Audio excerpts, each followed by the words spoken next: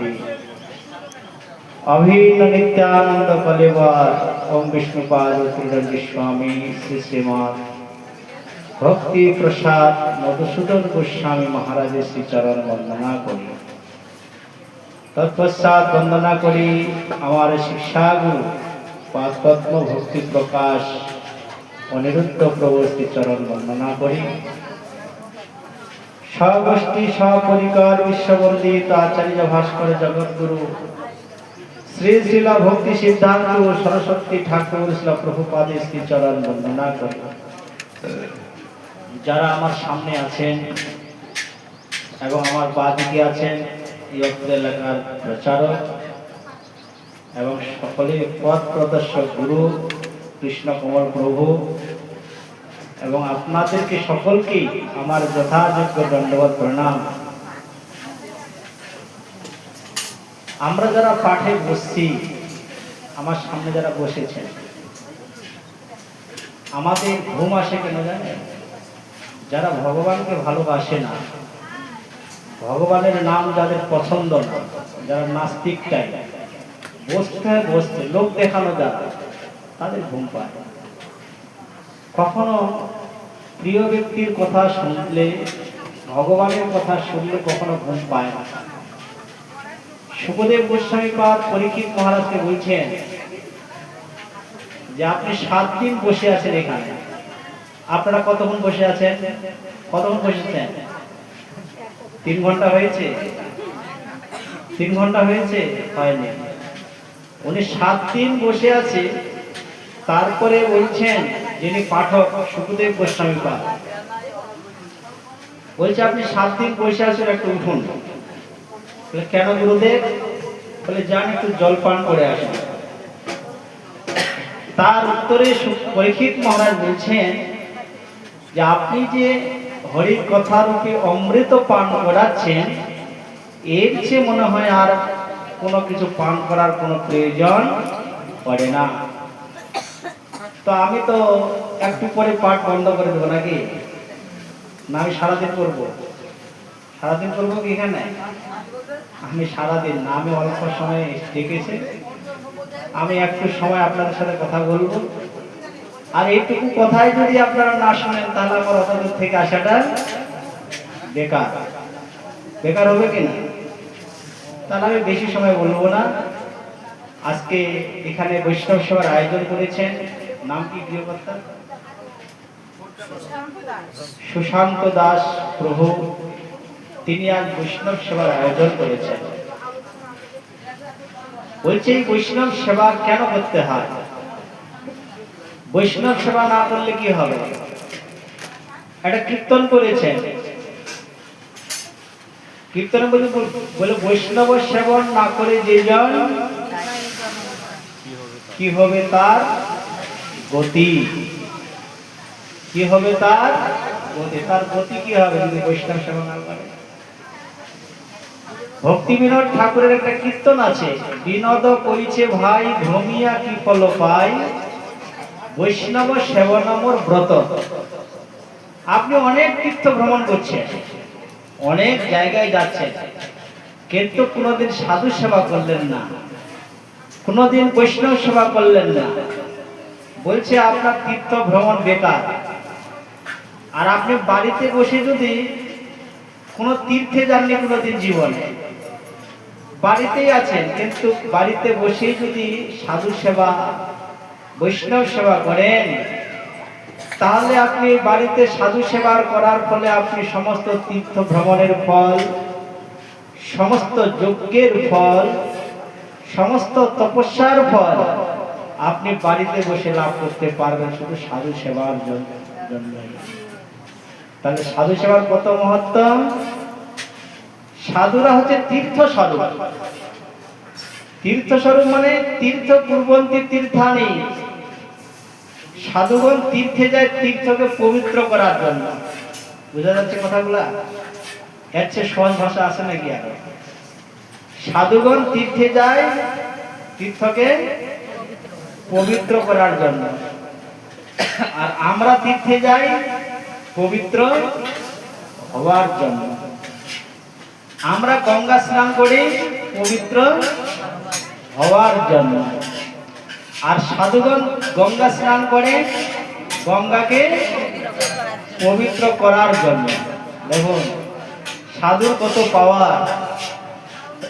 সাধুগণ তীর্থে স্নান করে গঙ্গাকে পবিত্র করার জন্য, আর আমরা স্নান করি গঙ্গাতে পবিত্র হওয়ার জন্য। কীর্তন করেন না, গঙ্গার পরশ হইলে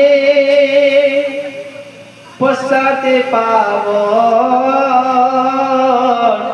দর্শনে পবিত্র কর, এই তোমার গো। গঙ্গাকে যদি স্পর্শ না করেন, স্নান না করেন, তাহলে পবিত্র হওয়া যায় না। স্পর্শ করতে হয়, স্নান করতে হয়, তাহলে পবিত্র হওয়া যায়। কিন্তু সাধুকে স্পর্শ করার কোনো দরকার পড়ে না। সাধুকে দূর থেকে দর্শন করলে পবিত্র হওয়া যায়, কিন্তু গঙ্গাকে দূর থেকে দর্শন করলে পবিত্র হওয়া যায় না। স্নান করতে হবে, তাকে জল মাথায় দিতে হবে, স্পর্শ করতে হবে। তাহলে এই সাধু সেবার এত ফল। তাহলে সাধু সেবারই কথা আজকে একটা আমরা আলোচনা করব, যেহেতু ইনি সাধু সেবার আয়োজন করেছেন। আজকে বলছেন ভকত সেবা পরম সিদ্ধি, প্রেম লতিকার মূল। এই সাধু সেবাটা হচ্ছে একমাত্র পরম সিদ্ধি। প্রেম লতিকার বলতে ভগবত প্রেম যে হবে, প্রেমের মূলটাই হচ্ছে বৈষ্ণব সেবা। কৃষ্ণ ভক্তির জন্ম মূল হয় সাধু সঙ্গ। কৃষ্ণ ভক্তির জন্ম মূলটাই হচ্ছে সাধু সঙ্গ, সাধু সেবা। আজকে যারা ভগবানকে লাভ করেছে, যারা ভগবানকে পুত্র রূপে পেয়েছে, দাস রূপে পেয়েছে, সখ্য রূপে পেয়েছে, মানে বন্ধু রূপে পেয়েছে, বিভিন্ন রূপে যারা ভগবানকে লাভ করেছে, কিংবা যাদের ঘরে কোনো মহাপুরুষগণ অবতরণ করেছেন, ভগবানের কোনো পার্শ্বদগণ, তাদের চরিত্রগুলা যদি একটু আলোচনা করে দেখেন, তারা সকলেই সাধু সেবার দ্বারাই, মহতের সেবার দ্বারাই তারা ভগবানকে লাভ করেছেন। তাহলে বৈষ্ণব সেবার এত ফল, এত পুণ্য। শ্রীমদ্ ভাগবতে এক ভগবানের কথা। কোন ভগবান? ঋষভদেব ভগবান। ভগবানের অনেকগুলো অবতার আছে, 24 অবতার আছে ভগবানের। তার মধ্যে ঋষভদেব ভগবান তিনি উপদেশ দিয়েছেন আমাদেরকে উপদেশ দিয়ে বলেছেন, আমরা যে মনুষ্য শরীরটা লাভ করেছি,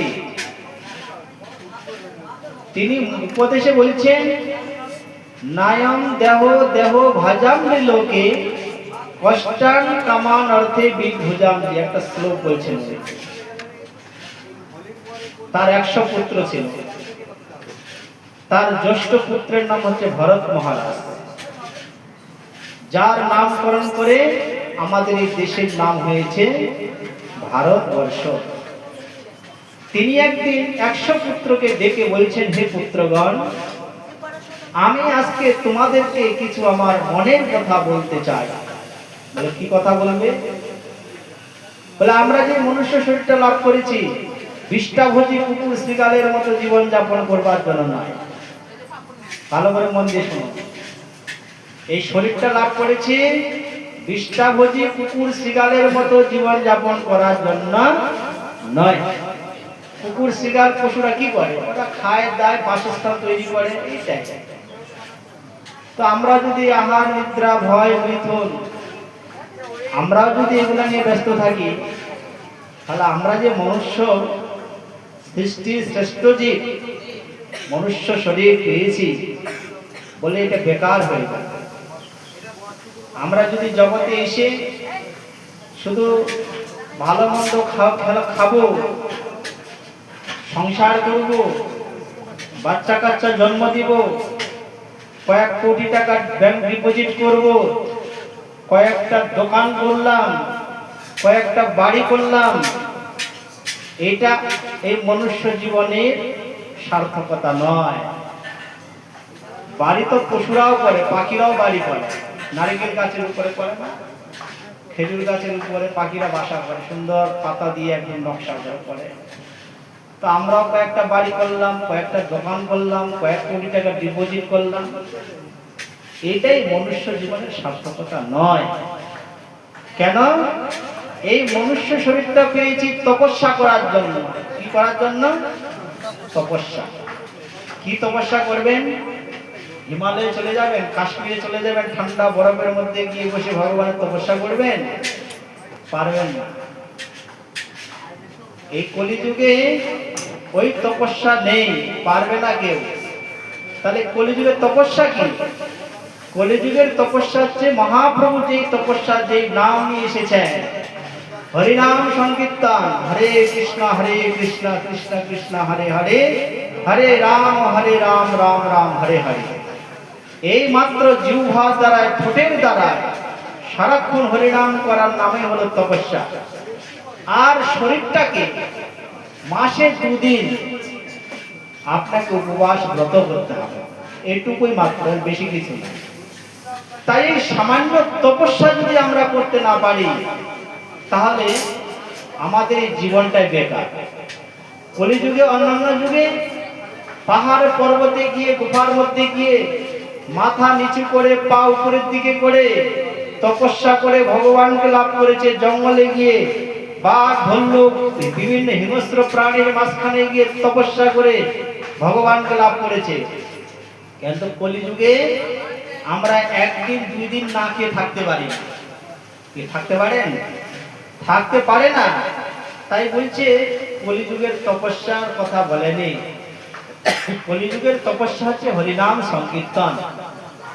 তাই সেই জন্য বলছেন তপো দিব্যাহা পুত্রকা, হে পুত্রগণ, এই মনুষ্য শরীরটা পেয়েছি তপস্যা করার জন্য।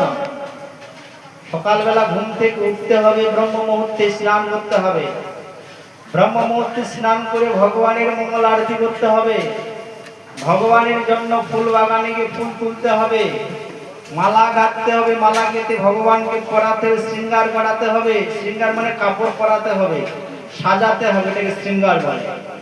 ভগবানের জন্য রান্না করতে হবে। এগুলাই হচ্ছে তপস্যা। কলিযুগে বোঝা যাচ্ছে, এগুলাই হচ্ছে তপস্যা। যদি এগুলা না করি, 8টার সময় ঘুম থেকে উঠলাম, 1 কাপ চা নিয়ে বসে পড়লাম, একটা সিগারেট নিয়ে বসে পড়ে, একটা খবরের কাগজ নিয়ে বসে পড়লাম, তারপরে হাত মুখ ধুয়ে খেয়ে দিয়ে চলে গেলাম, তাহলে কি হলো? এই যে মনুষ্য শরীরটা লাভ করেছি এর জন্য, শুধু পয়সা ইনকাম করার জন্য? অনেক জন্ম খেয়েছি, অনেক জন্ম সংসার করেছি, অনেক জন্ম কোটি কোটি টাকার মালিক হয়েছে, অনেক জন্ম রাজা ছিলাম, প্রজা ছিলাম, অনেক জন্ম ঘুরেছি, কিন্তু এই দুর্লভ মনুষ্য জন্মটা পেয়েছি তপস্যা করার জন্য। তাই ঋষভদেব ভগবান তার পুত্রগণকে বলছেন তপস্যা করতে হবে। তপস্যা করে ভগবানকে লাভ করা যায়। তারপরে শ্লোকে বলছেন মহৎ সেবাম দ্বার মাহুর বিমুক্তি। মহৎ সেবা, মহৎ মানে সাধুদের সেবার দ্বারাই আপনার মুক্তির দরজাটা ওপেন, মানে খুলতে পারে, যদি কোনো সাধুর কৃপা হয়ে যায়। তম দ্বারম দোষিতাম সঙ্গী সঙ্গম। তম মানে অন্ধকার, নরক। যদি অসৎ সঙ্গ করা হয়, স্ত্রী সঙ্গ করা হয়, অবৈধ সঙ্গের দ্বারাই, অসৎ সঙ্গের দ্বারাই আমাদের নরকের দরজাটা খুলে যায়। তাই আমাদেরকে চিন্তা করতে হবে আমি কোন দিকে যাব। সেই জন্য দুর্লভ মনুষ্য জন্ম পেয়েছি। এই মনুষ্য জন্মে আমাদের হরি ভজন করতে হবে, গুরু বৈষ্ণবের সেবা করতে হবে। বৈষ্ণব সেবা পরম সিদ্ধি। সেই জন্য আজকে যিনি বৈষ্ণব সেবার আয়োজন করেছেন উনি বুদ্ধিমান। কারণ বৈষ্ণব সেবা সবাই করতে পারে না। অনেক অর্থ থাকলেও বৈষ্ণব সেবা করতে পারবে না। বৈষ্ণব সেবা করতে গেলেও স্বীকৃতির দরকার। মহাপ্রভু বলেছেন যে একমাত্র সাধু সেবার দ্বারা ভগবানকে তাড়াতাড়ি লাভ করা যায়, শিক্ষা দিয়েছে। চৈতন্য মহাপ্রভু যখন নীলাচলে থাকতেন আর এই নবদ্বীপ থেকে, শান্তিপুর থেকে, কুলিমগ্রাম থেকে বিভিন্ন ভক্তগণ যখন পুরীতে যেতেন মহাপ্রভুকে দর্শন করতে, মহাপ্রভুকে দর্শন করে যখন তারা ফিরে আসতেন বাড়িতে, মহাপ্রভুকে জিজ্ঞাসা করতেন, প্রভু আমরা তো বাড়িতে যাচ্ছি, আমরা বাড়িতে গিয়ে কিভাবে জীবন যাপন করব? তারপরে মহাপ্রভু বললেন, বাড়িতে যাচ্ছ খুব ভালো। মহাপ্রভু উপদেশ দিলেন, প্রভু কহে বৈষ্ণব সেবা, নাম সংকীর্তন, আর দুই করবে স্বীকৃতি পাবে গোবিন্দের চরণ। হরিনাম করবে, হরিনাম করবে না শুধু, প্রভু কহে বৈষ্ণব সেবা করবে। কি করবে? বৈষ্ণব সেবা করবে, তারপরে নাম সংকীর্তন করবে। এই দুটাই যদি করবে তাহলে শীঘ্রই, বিলম্ব হবে না, তাড়াতাড়ি ভগবানকে লাভ করতে পারবে। আর যদি শুধু ভগবানকে পূজা করো, ভগবানকে সেবা করো, তাহলে ভগবানকে লাভ করবে, কিন্তু কত জন্মের পরে ভগবানকে লাভ করবে তার কোনো গ্যারান্টি নেই। শাস্ত্র বলেছেন, সিদ্ধির ভবতি বা ন ইতি সংশয় অচ্যুত সেবিনা। আপনার ভগবানের সেবার দ্বারাই, অচ্যুতের সেবার দ্বারাই আপনার সিদ্ধি হতেও পারে, না হতেও পারে, কিন্তু নিঃসংশয়স্তু, কোনো সংশয় নেই। তদ্ভক্তা পরিচর্যারতাম, ভগবানের ভক্তের সেবা করলে আমরা ভগবানকে, ভগবত ভক্তি লাভ করতে পারবো, এটাই গ্যারান্টি। সেই জন্য মহাদেব বললেন, আরাধনা নাম সর্বেশাম, বিষ্ণুর আরাধনা নাম পরম। জগতে যত আরাধনা আছে, সমস্ত আরাধনার চেয়ে বিষ্ণুর আরাধনা শ্রেষ্ঠ। কার আরাধনা? বিষ্ণু মানে ভগবানের আরাধনা শ্রেষ্ঠ। ভাগবতে বলেছেন, নিম্নাগানাম যথা গঙ্গা, দেবানাম অচ্যুতম যথা, বৈষ্ণবানাম যথা শম্ভু, পুরাণানাম ইদম তথা। এটা ভাগবতের শ্লোক। নিম্নাগানাম মানে যত নদী আছে, নদ নদীগুলো আছে, তার মধ্যে শ্রেষ্ঠ হচ্ছে গঙ্গা দেবী। গঙ্গা হিমালয় থেকে যে প্রবাহিত হয়ে আসছে, তার মধ্যে গঙ্গা শ্রেষ্ঠ। দেবতাদের মধ্যে অচ্যুত মানে বিষ্ণু শ্রেষ্ঠ। আর বৈষ্ণবদের মধ্যে দেবাদিদেব মহাদেব শ্রেষ্ঠ। মহাদেব তিনি বৈষ্ণবদের মধ্যে শ্রেষ্ঠ।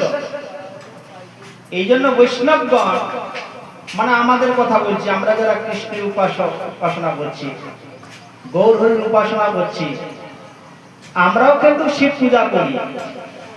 আপনারা ভাবেন না যে ওই সাধুরা শিবের পূজা করে না। আমরাও শিব পূজা করি, আর জগতের মানুষও শিব পূজা করে, কিন্তু দুটার মধ্যে পার্থক্য আছে। জগতের লোক শিবকে ঈশ্বর জ্ঞানে তাকে সেবা পূজা করে, কি জ্ঞানে? ঈশ্বর জ্ঞানে, ভক্ত জ্ঞানে করে না। অনেকে বলে শিবেই সবকিছু, এই সমস্ত কথা বলে, কিন্তু শাস্ত্রে বলেছেন শিব হচ্ছেন পরম বৈষ্ণব। পদ্ম পুরাণে বলেছেন, যদি কেউ বলছেন ব্রহ্ম রুদ্রাদি দৈবতই সমত্তে নৈব বিশ্বতে সপাশন্ডে ভবে ধ্রুবম, একটা শ্লোক বলেছেন, যস্তু নারায়ণ ব্রহ্ম রুদ্রাদি দৈবতই, যারা ব্রহ্মা রুদ্রকে মানে শিবকে ঈশ্বরের সাথে তুলনা করে, ভগবানের সাথে তুলনা করে, কৃষ্ণের সাথে তুলনা করে, সমকক্ষ করে, সেখানে বলছেন সে পাষণ্ডের মধ্যে তাকে বলেছেন, বলছে সে পাষণ্ডী। শাস্ত্রে বলেছেন যারা শুধু শিবের পূজা করে, ভৃগু ঋষি অভিশাপ দিয়েছেন। ভৃগু ছিলেন ব্রহ্মার পুত্র। কার পুত্র? ব্রহ্মার পুত্র ভৃগু ঋষি। শিব ব্রহ্মার পুত্র, নারদ ব্রহ্মার পুত্র, কিন্তু যখন দক্ষের যজ্ঞ হয়েছিল না, বিশাল অনুষ্ঠান করেছিল দক্ষ। দক্ষের মেয়ের নাম কি? পার্বতী। কে বলেছে পার্বতী? আর সতী। তো পার্বতী কেন হবে? দক্ষের মেয়ের নাম সতী, ঠিকই আছে, কিন্তু একগুলো জন্ম তো নয়, অনেকগুলো জন্ম হয়েছে পার্বতী শিবের। হ্যাঁ, একটা জন্ম নয়। সেই জন্য তো ওই যে মুন্ডমালা গলায় নিয়ে আছে শিবজি, মুন্ডমালা গলায় নিয়ে আছে না, কতগুলো মাথা। তো এক সময়, এগুলা লীলা, আমি লীলার দিকে যাব না, কোন এক সময় শিব নারদজি কৈলাসে গিয়েছিলেন। তো শিব হয়তো কোনো কাজে একটু দিকে ব্যস্ত আছে, পার্বতীর সাথে কথা বলছেন শিব। তো পার্বতীকে বলছে, আচ্ছা তোমার স্বামী মহাদেব তোমাকে কতটা ভালোবাসে? খুব ভালোবাসে। বলে ঘোড়ার ডিম ভালোবাসে। বলে কেন? বলে তোমাকে যদি ভালোবাসতো তাহলে ওই যে অতগুলো মাথা নিয়ে ঘুরে বেড়াচ্ছে, হ্যাঁ, এই যে কতগুলো মাথা নিয়ে ঘুরে বেড়াচ্ছে না, বলছে ওদেরকে বেশি ভালোবাসে যাদের মাথাগুলো নিয়ে ঘুরে বেড়াচ্ছে। তখন পার্বতীর মনে একটু সংকোচ, সত্যি তো তাহলে। তখন এই লীলাটাই বলছি না, এমনিতে বলছি। তখন পার্বতী জিজ্ঞাসা করলো, বলে তুমি তো আমাকে তেমন ভালোবাসো। বলে কেন, এতদিন তোমার এরকম মনে হলো? বলে আমাকে যদি ভালোবাসতে তাহলে এগুলো কার মাথায়, এগুলো এতগুলো এই যে তোমার গলার মধ্যে ঝুলছে। হ্যাঁ, তখন শিব বুঝতে পেরেছে নিশ্চয়ই এটা নারদের কাজ। নারদ আরেক জায়গা থেকে আরেক জায়গায় গন্ডগোল লাগায়। তখন মহাদেব বলেছিলেন যে দেবী, তোমার যতগুলো জন্ম হয়েছে, এক এক জন্মে তুমি তোমার যতবার জন্ম হয়েছে, মৃত্যু হয়েছে, আর ততগুলা মুন্ড আমার গলার মধ্যে ঝুলছে, আছে না? তিনি সতী হয়েছেন, পার্বতী হয়েছেন, আরো কত রূপ ধারণ করেছেন। তাই সেই জন্য দক্ষের যজ্ঞের মধ্যে যখন সতী গিয়েছিলেন, শিব নিষেধ করেছেন তোমার ওখানে যেতে হবে না। নিষেধ করার সত্ত্বেও সতী যখন সেখানে গেলেন, সেখানে যখন শিব নিন্দা হলো, পার্বতী সেখানে দেহ রাখলেন। তারপর দক্ষের যে যজ্ঞ হয়েছিল সেখানে ভৃগু ঋষি অভিশাপ দিয়েছিল শিবকে, যারা শিবের ভক্ত হবে তারা পাষণ্ডী হবে, শুধু শিবের ভক্ত যারা হবে তারা পাষণ্ডী হবে, স্বেচ্ছাচারী হবে, ভ্রষ্টাচারী হবে, যারা শিবের প্রসাদ খাবে কুকুর হয়ে জন্মগ্রহণ করবে।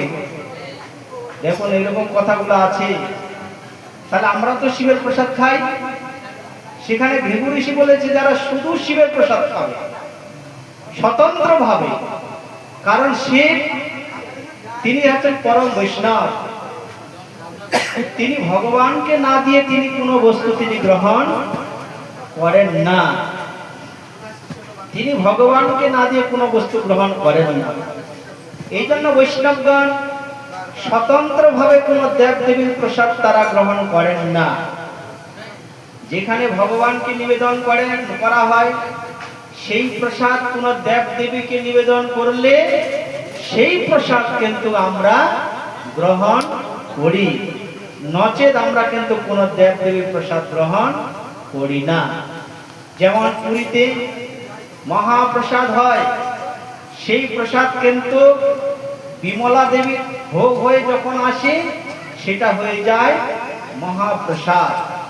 প্রথমে জগন্নাথের ভোগ হয়, জগন্নাথের প্রসাদ চলে যায় বিমলা দেবীর মন্দিরে। জগন্নাথ মন্দির ঢুকতে বাঁ দিকে সাইডে বিমলা দেবী আছে, সেই বিমলা দেবীর সেখানে প্রসাদ, সমস্ত প্রসাদ সেখানে যায়। বিমলা দেবী মানে দুর্গা দেবী, তার ভোগ হয়, সেই প্রসাদ আনন্দ বাজারে চলে যায়, তখন সেটা মহাপ্রসাদ হয়ে যায়। সেই প্রসাদ আমরাও গ্রহণ করি, কিন্তু স্বতন্ত্র ভাবে আমরা কোন দেব দেবীর প্রসাদ গ্রহণ করি না। এই জন্য মহাদেব হচ্ছেন পরম বৈষ্ণব। আর পুরাণানাম ইদম তথা, পুরাণের মধ্যে শ্রীমদ্ ভাগবত মহাপুরাণ হচ্ছেন শ্রেষ্ঠ পুরাণ। তাই সেই জন্য বলছেন আমাদের বৈষ্ণব সেবার দ্বারায় ভগবানকে লাভ করা যায়। তাই পার্বতী দেবী মহাদেবকে বলছেন, মহাদেব পার্বতীকে বলছেন, দেবী যত আরাধনা আছে এই আরাধনার মধ্যে বিষ্ণুর আরাধনা হচ্ছে শ্রেষ্ঠ আরাধনা। পার্বতী দেবী বিষ্ণুর আরাধনা করবেন বলে তিনি বৈকুণ্ঠে গিয়েছিলেন। বিষ্ণুর আরাধনা করবেন বলে বৈকুণ্ঠে গিয়েছিলেন, কিন্তু বিষ্ণু তাকে ঘুরিয়ে দিয়েছে। কেন ঘুরিয়ে দিয়েছিল? বলছেন তুমি তো আমার পূজা করার জন্য এসেছো, তোমাকে বলেছে আমার পূজা শ্রেষ্ঠ।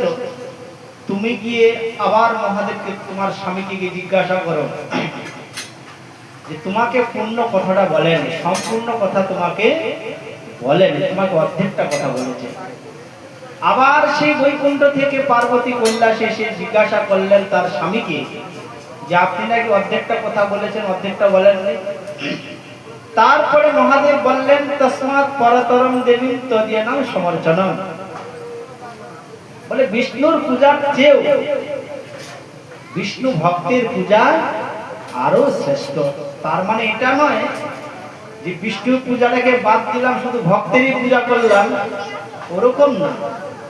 আমরা বিষ্ণুর পূজা অবশ্যই করব, কিন্তু বিষ্ণুকে যেভাবে আমরা পূজা করি, যে দৃষ্টির দ্বারা আমরা তাকে দর্শন করি, যেরকম শ্রদ্ধার সহিত তাকে পূজা করি, ঠিক একইভাবে যেদিন আমি গুরুদেবকে বৈষ্ণবকে পূজা করিতে পারিব, তাহলে ভগবান তাড়াতাড়ি প্রসন্ন হবে।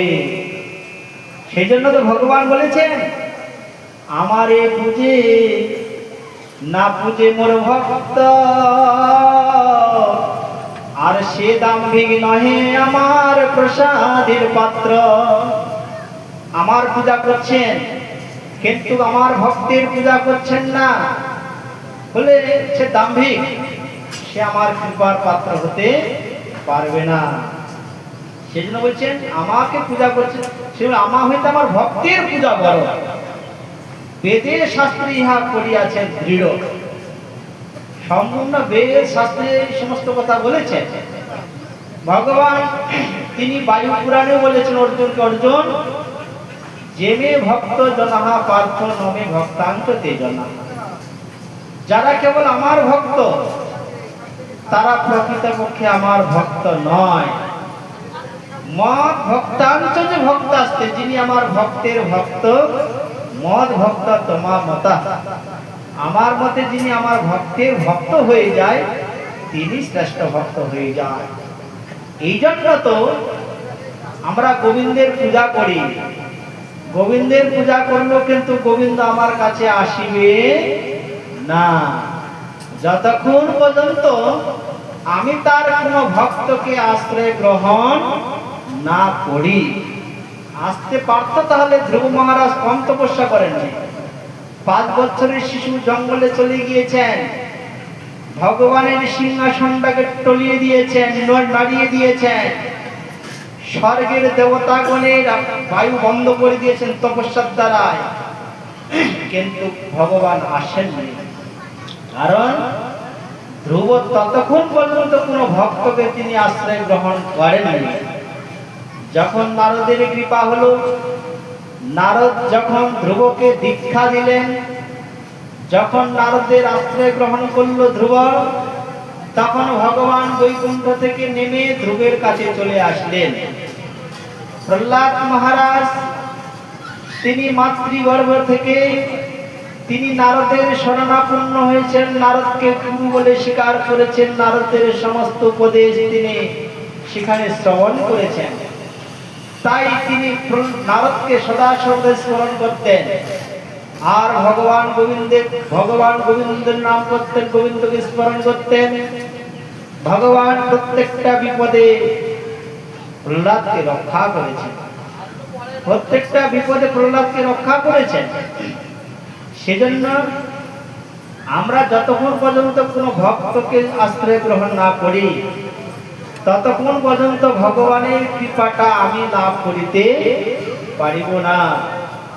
কারণ গুরুর কৃপাতে ভগবানের কৃপাটা ভক্তির উপরে বর্ষিত হয়, বৈষ্ণবের কৃপাতে নয়। বৈষ্ণবের কৃপাটা সংকীর্ণ থাকে, বৈষ্ণবের কৃপাটা সমস্ত জগতে ছড়িয়ে যায় না।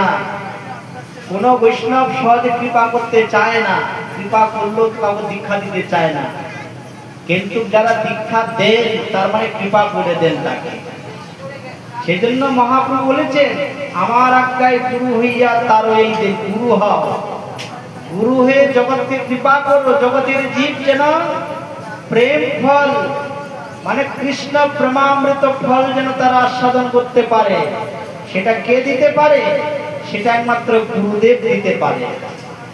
বৈষ্ণব ঠাকুর দয়ার সাগর, বাঞ্ছা কল্পতরু ঠিক আছে, কিন্তু কৃষ্ণ সহজে আসবে না বৈষ্ণব ঠাকুরের কৃপাতে। কারণ বৈষ্ণব তিনি নিজে ভজন সাধন করতে চায়, জগৎকে গুরুগিরি করতে চায় না সহজে, শিষ্য করতে চায় না বৈষ্ণব সহজে।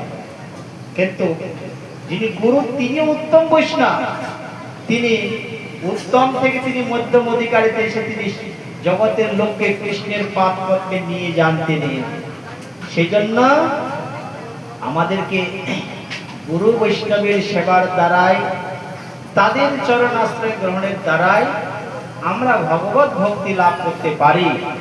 নরোত্তম ঠাকুর মশাই বলেছেন, আশ্রয় লইয়া ভজে তারে কৃষ্ণ নাহি তেজে, আর সব মরেও কারণ।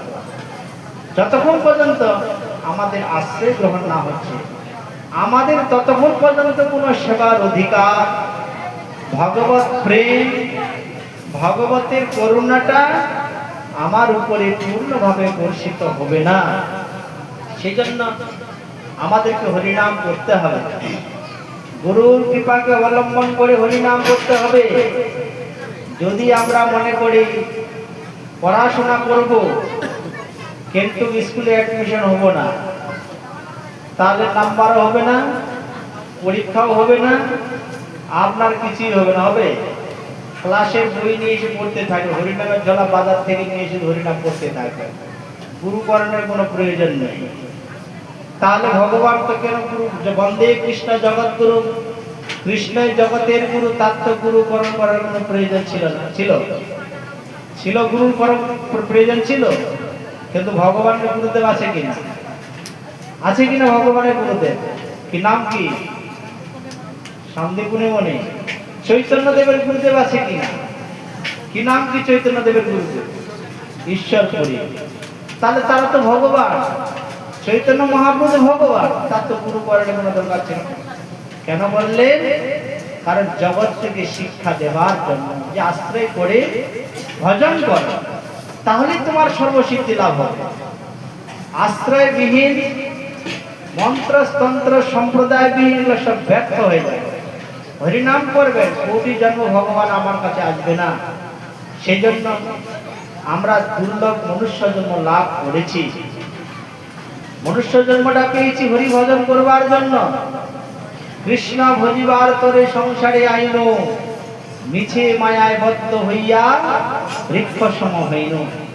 কৃষ্ণকে ভজন করার জন্য আমি জগতে এসেছি, কিন্তু কৃষ্ণকে ভজনটা বাদ দিয়ে এই জগতের ভজন করছি।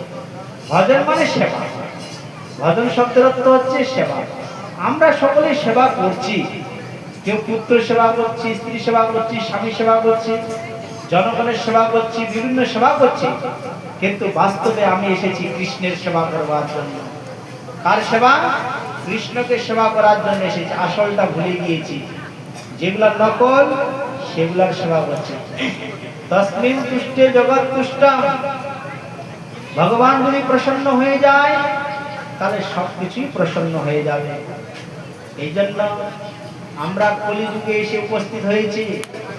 এই কলিযুগে শ্রীমান চৈতন্য মহাপ্রভু তিনি স্বয়ং ভগবান হয়েও তিনি ভক্তের ভাব অঙ্গীকার করে তিনি জগতে এসেছেন আমাদের মতো কলিহত জীবগণকে শিক্ষা প্রদান করার জন্য, শিক্ষা দেওয়ার জন্য।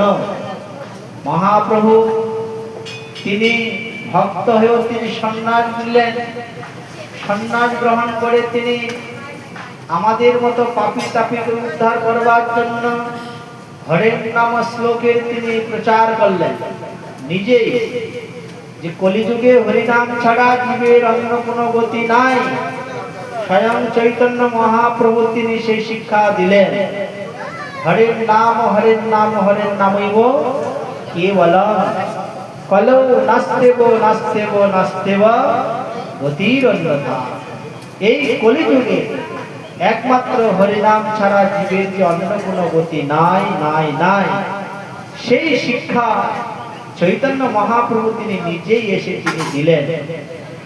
আর মহাপ্রভু বললেন, এই কলিযুগে মানুষ তপস্যা করতে পারবে না, কোনো ব্রত করার মতো শক্তি নেই তাদের। সেই জন্য তারা যদি সহজভাবে সহজ পন্থার কথা সেই জন্য বললেন। অন্যান্য যুগের মানুষ তাদের তপস্যা করার মতো তাদের সামর্থ্য ছিল।